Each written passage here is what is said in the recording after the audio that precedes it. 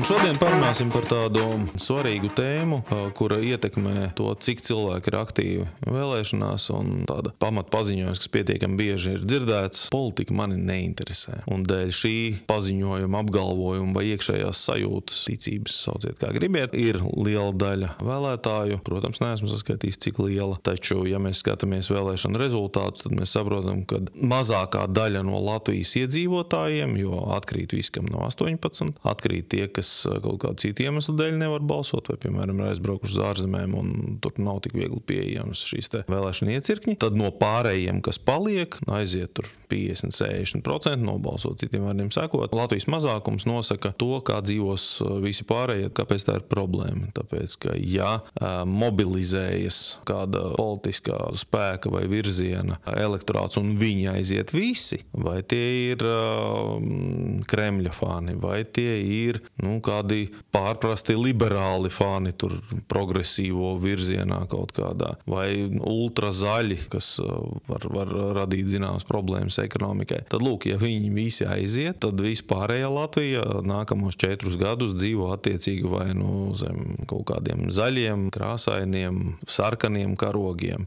Zem karogiem, zem kuriem jūs varat negribēt dzīvot. Tāpēc apgalvojums par to, ka politika man neinteresē, slēpj sevi diezgan nopietnu tādu problēmu, par kuru vajadzētu aizdomāties. Un šī katram ir ļoti privāta un personīga lieta. Jā, jūs politika var neinteresēt, jūs varat neinteresēt, jūs pat varat nezināt, kas ir premjers, kas ir prezidents, kā viņu sauc un kāda ir viņa pagātne. Vēl jau vairāk, ka prezidenti, jo tāpat ievēl Saeimu un nevis jūs kā vēlētājs tiešā veidā. Taču sekas šīm vēlēšanām ietekmē katru, arī jūs, kā piemērs ar šiem karogiem. Negribēsiet jūs dzīvot zem sarkanā karoga, vai ne? Un zem dažiem citiem karogiem arī nē. Un pēc tam sēdēt mājās pie ziņu raidījumu un šausmināties par to, kā mums slikta nodokļu politika vai nacionālā politika ir nepareiza, vai par mūsu aizsardzības ministru kļūst cilvēks, kurš vēl nesen teica, ka varētu padiskutēt par Latgales kaut kādu nošķiršanu no Latvijas. Tad tas ir rezultāts, ka mobilizējas viena vēlētāju daļa, savukārt jūs ar savu viedokli paliekat maliņā.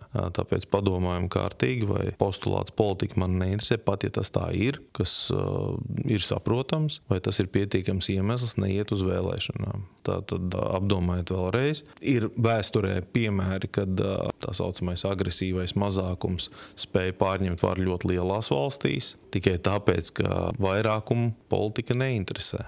Te ir jautājums, vai aktīvi balsotēji nereprezentē kluso vairākumu. Tādā ziņā, vai tas nav proporcionāli, vai gadījumā nav tā, ka tā arī aptuveni procentuāli arī, ja visi arī aizietu balsot, kad rezultāts tāpat būtu tāds pats, kad dalās, kad ir šie jauniešu milzīgā kopiena, kur ir vairāk virzīt uz progresīvo pusi, tad ir vecā gadagājuma cilvēki, kur ir pieredzējuši komunismu un kuri zina, kas tas ir, un tad viņi bišķi nacionāli virzīti cilvēki. Un, protams, Krievu kopiena. Bet jā, te man satrauc tas, ka vai nav tas, ka tas ir viss ir proporcionāli.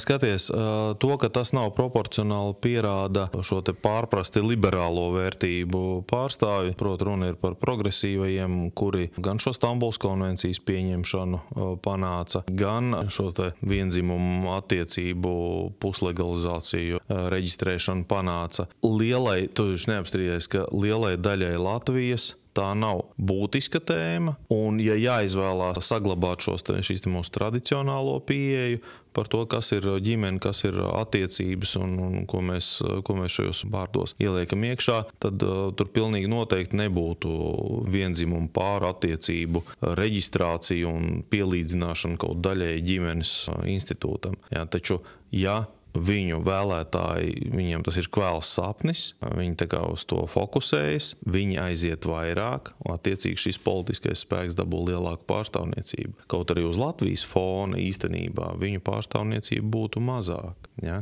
Tad uzvar tas, kurš mobilizējas, uzvar tas, kurš nepaslinko un aiziet uz vēlēšanām. Ja konkrētās grupas intereses tiek skartas, tad attiecīgi konkrētā grupa aiziet. Te ir jāsaprot, ka mēs visi esam tās grupas, un tas, ka varbūt nav tāda viena aktuāla sasāpējuša jautājuma, izņemot kā ikdienas ienākumus, algu un brīvpusdienas bērnu dārzā, tad visādi citādi mūs skar nodokļu politika, mūs skar ārpolitika, mūs skar finanšu ministrija, mūs visus tas skar. Pareizi sakot, nodokļu politikas neesamība, lēmumi, par kuriem mēs runājam, šīs nesaimnieciskās rīcības valsts varā, viņas mūs visus skar. Tāpēc ir kļūda neiet uz vēlēšanām tikai ar postulātu, ka politika mani neinteresē. Aizies tiem, kam interesē, un nolems jūsu vietā. Un viņi var nebūt ar jūsu pārliecību. Šlesera gadījums Rīgā ir spilgts piemērs tam, ka aktīvais mazākums mobilizējas, aiziet uz vēlēšanām, un mēs varam tikai priecāties, ka sarkanais mazākums nebija tikpat samobilizējies kā Šlesera mazākums, jo tad šie divi agresīvie, aktīvie mazākumi aiziet nobalso pretēji demokrātiskajiem spēkiem, kas varbūt kaut kādā mērā pasaka šie vēlētāji, ka politika man tā teikt nevisai interesē. Un rezultātā mēs saņemam vēl vienu tādu pašu koalīciju, kas jau mums kādreiz Rīgas domē bija sarkani šleseriskā, kur tad tur bija pēc tam kaudz ar kriminālu procesiem, ar Rīgas satiksmes kriminālu lietām un kādiem vēl netik brīnumiem, tur nanoūdeņiem un pilns attaisiet internetu un redzēsiet, kādas darbības šie politiķi veic. Un mēs īstenībā bijām soli no tā. Un tāpēc arī Nacionālajai apvienībai vienkārši nākas veidot koalīciju ar ideoloģiski galīgi pretējiem spēkiem, lai mēs tomēr nepieļautu tādas vēstures atkārtošanu.